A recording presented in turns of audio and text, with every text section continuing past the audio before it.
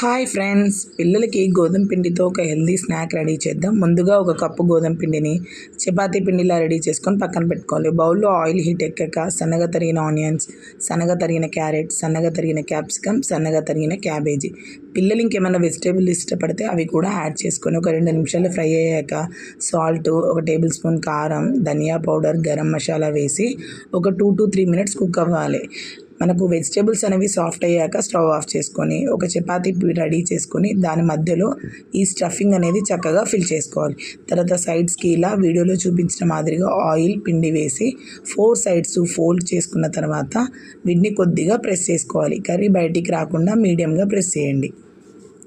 ఇలా ప్రెస్ అయిన వాటిని పెనం మీద వేసి లో ఫ్లేమ్లో 2 సైడ్లు కొద్దిగా నూనె వేస్తూ కాల్చుకుంటే ఎమ్మి వెజ్ పాకెట్స్ అయితే రెడీ అండి.